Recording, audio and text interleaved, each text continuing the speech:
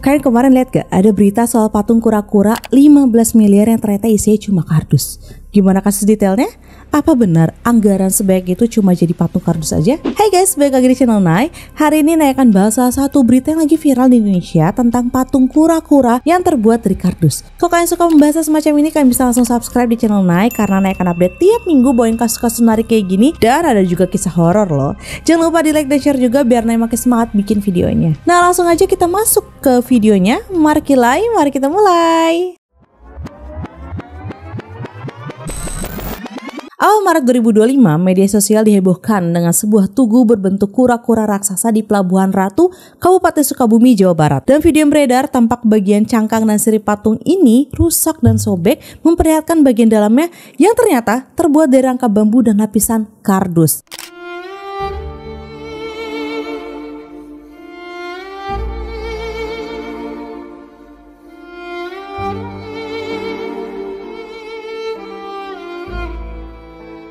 Hal ini langsung menuai kemarahan warganet yang mempertanyakan kualitas proyek tersebut. Banyak yang merasa kecewa dan bahkan mendesak pihak berwenang untuk mengusut proyek bernilai miliaran rupiah ini. Komentar pedas pun bermunculan, misalnya ada yang mempertanyakan, gimana mungkin patung dengan anggaran 15 miliar rupiah, 15 miliar ya, ini bukan 15 juta doang ya, ternyata cuma berisi kardus.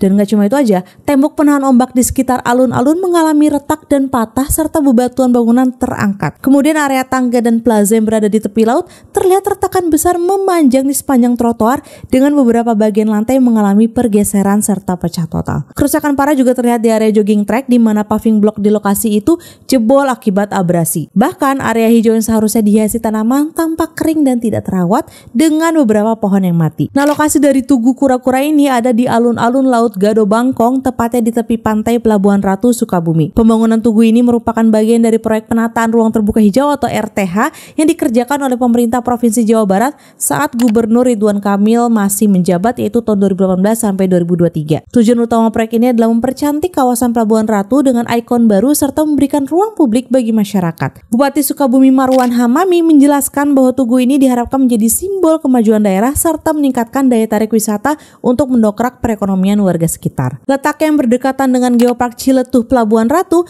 yang telah diakui sebagai UNESCO Global Geopark semakin memperkuat alasan pembangunan ini agar menambah keindahan kawasan wisata pantai tersebut. Proyek pembangunan tugu kura-kura dan alun-alun Gado Bangkong di Pelabuhan Ratu dibiayai oleh APBD atau Anggaran Pendapatan dan Belanja Daerah Provinsi Jawa Barat tahun 2023. Anggaran yang disediakan untuk proyek ini mencapai 15,6 miliar rupiah. Dan ini tidak hanya digunakan untuk pembangunan patung kura-kura, tapi juga mencakup beberapa fasilitas lain di alun-alun seperti gerbang leuit, atau gapura berbentuk lumbung padi dan area kuliner. Proyek ini melalui proses lelang pada akhir 2022 dan konstruksinya dikerjakan dalam waktu sekitar 180 hari pada tahun 2023. Karena anggaran ini berasal dari APBD yang berarti uang rakyat, publik merasa berhak untuk mempertanyakan kualitas proyek, terutama setelah ditemukan dugaan penggunaan kardus dalam konstruksi patung. Hal ini memicu spekulasi tentang kemungkinan penyimpangan anggaran dalam proyek tersebut. Nah, menanggapi viral video tugu kura-kura yang terlihat memiliki bagian dalam berbahan kardus, pihak kontraktor memberikan penjelasan resmi. Mereka menyatakan bahwa kardus bukanlah bahan utama konstruksi, melainkan hanya digunakan sebagai cetakan sementara saat proses pembentukan awal. Setelah tahap pembentukan, patung kemudian dilapisi dengan resin dan fiberglass yang merupakan material utama. Nah, fiberglass ini adalah bahan serat kaca yang ringan tetapi kuat dan sering digunakan untuk pembuatan patung, bodi kendaraan, dan juga perlengkapan industri. Selain itu, pihak kontraktor menjelaskan bahwa kerusakan yang terjadi lebih disebabkan oleh faktor alam bukan karena penggunaan material yang buruk. Mereka mengklaim bahwa kawasan alun-alun Gado Bangkong sering mengalami banjir rob atau air pasang laut yang menyebabkan kerusakan pada beberapa fasilitas termasuk tugu kura-kura dan lintasan jogging yang ambles. Kontraktor juga menegaskan bahwa mereka telah melakukan perbaikan selama masa pemeliharaan proyek, meskipun hingga saat ini perbaikan lebih lanjut masih menunggu anggaran tambahan dari pemerintah daerah. Meskipun sudah ada klarifikasi dari pihak kontraktor, banyak warga tetap merasa kecewa dan mempertanyakan apakah proyek bernilai miliaran rupiah ini benar-benar dikerjakan dengan standar kualitas yang seharusnya. Kasus ini juga memicu diskusi luas tentang transparansi dan efektivitas penggunaan anggaran pemerintah dalam proyek infrastruktur. Selain itu, pemerintah Provinsi Jawa Barat juga melakukan klarifikasi melalui Kepala Dinas Perumahan dan Pemukiman atau Perkim Provinsi Jawa Barat, Indra Mahmud. Beliau menjelaskan bahwa penggunaan kardus dan bambu dalam konstruksi patung tersebut adalah bagian dari metode kerja yang yang umum digunakan. Material kardus berfungsi sebagai cetakan sementara untuk membentuk struktur sebelum dilapisi dengan bahan utama seperti resin dan fiberglass. Setelah proses pelapisan selesai, cetakan kardus tersebut biasanya dilepas atau dibiarkan di dalam sebagai bagian yang tidak terlihat. Pak Indra juga menekankan bahwa metode ini dipilih karena efisien dan ekonomis dalam membentuk patung dengan bentuk kompleks seperti kura-kura. Ia memastikan bahwa penggunaan kardus sebagai cetakan tidak mempengaruhi kualitas dan ketahanan struktur patung tersebut. Pak Indra juga mengatakan bahwa rusaknya patung kura-kura ini kemungkinan karena pengunjung yang duduk-duduk di atas patung padahal sudah disediakan area duduk. Selain itu, beliau juga menambahkan bahwa pihaknya akan melakukan evaluasi dan perbaikan jika ditemukan kerusakan pada patung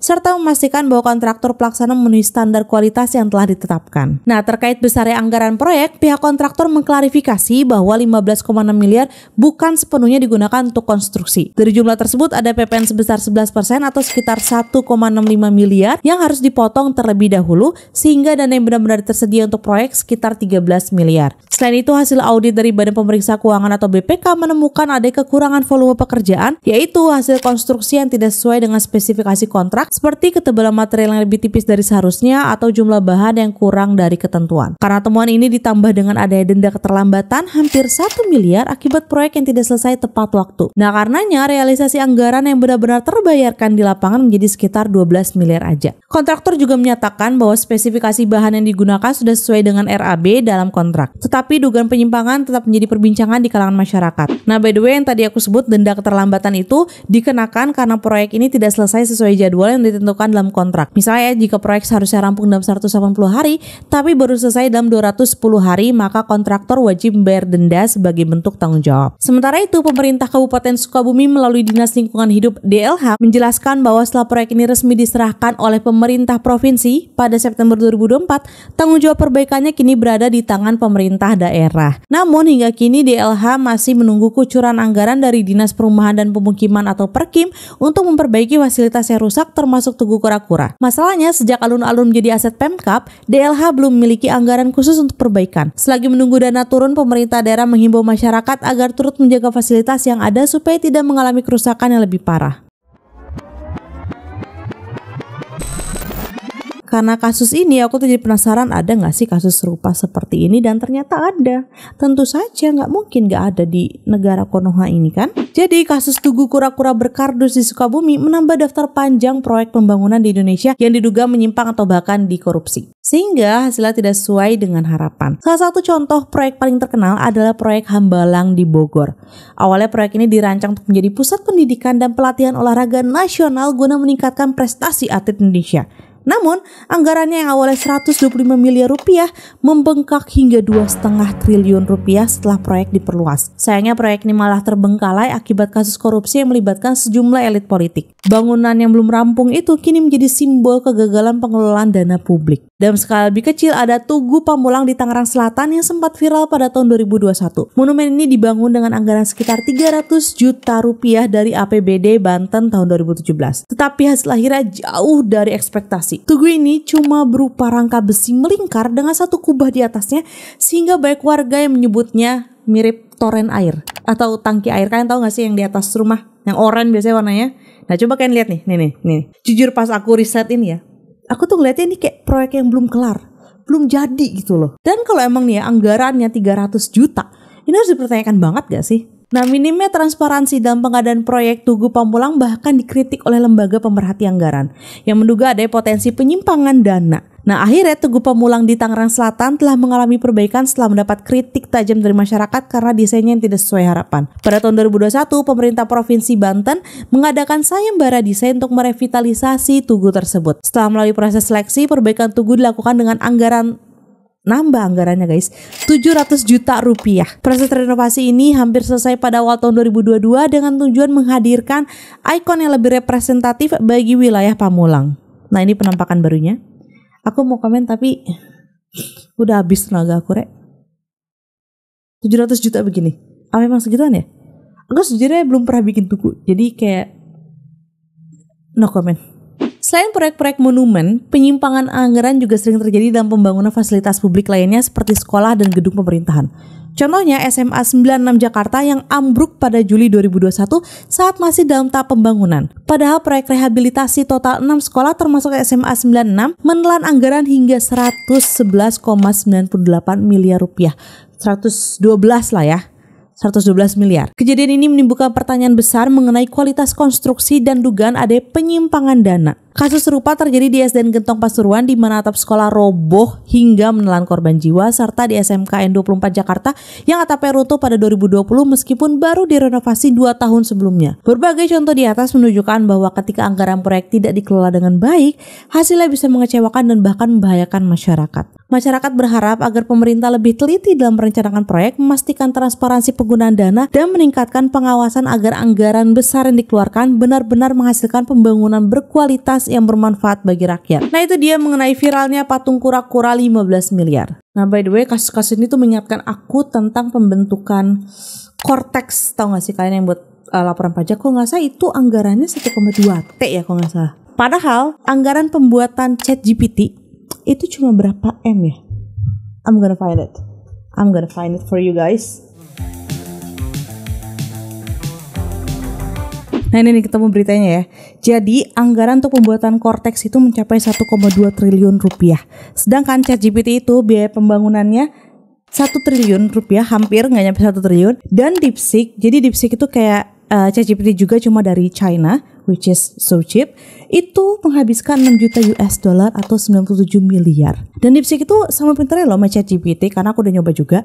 Jadi poinnya adalah kita sebenarnya bisa bikin 12 DeepSeek dengan anggaran dari pemerintah itu. But we make Cortex. Dimana kemarin ada berita, kok kan lihat ya, CS Cortex itu nyuruh orang yang komplain untuk ngedebug codingan. Jadi disuruh ngoding.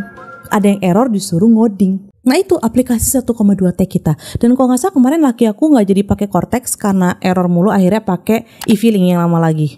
Jadi ya, anggaran 1,2 T-nya percuma nggak sih jadinya? Aku yakin ya, sebenarnya Indonesia itu negara yang sangat kaya kalau uangnya nggak dikorupsi. Ya Allah, uang pajak lagi gue tiap bulan. Sekian video hari ini tentang viralnya patung kura-kura 15M. Jujur nih ya, aku tuh nggak punya background di bidang pembangunan atau pertukang-tukangan. Tapi aku tuh ngira patung itu dibuat bukan kopong gitu loh dalamnya. Jadi ada isinya. Kok kalian lihat video lagi ya, dalamnya tuh bener-bener kopong. Bagian bahan bangunnya tuh kayak tipis banget, malah kelihatan tuh kayak kardus doang, nggak kelihatan apa fiberglass yang dia bilang tadi itu. Gak tahu apa aku yang salah lihat dari videonya, ya nggak sih? Saya yang kelihatan tuh kayak kardus tok. Aku kira kok kita bikin patung tuh kayak bikin fondasi bangunan, jadi batu. Nah, di luarnya diukir pakai semen gitu. But again, aku nggak ada pengalaman di bidang itu. Mungkin kan pernah bikin patung atau punya knowledge di bidang ini, bisa sharing di bawah ya. Gimana pendapat kalian tentang video hari ini? Kalau ada info lain yang belum aku sampaikan, atau kalau kalian ada request untuk next video, bisa banget tulis di bawah atau DM IG ku @nadiarahmatin atau TikTok @diceritain.9. Sekian video hari ini, semoga kalian suka dengan cara aku menyampaikan ceritanya. Jangan lupa subscribe biar Nay makin semangat bikin videonya. Dan sampai ketemu lagi minggu depan. Bye bye. And last but not least, thank you so much buat yang udah subscribe. You guys really made my day. Makasih. Dadah.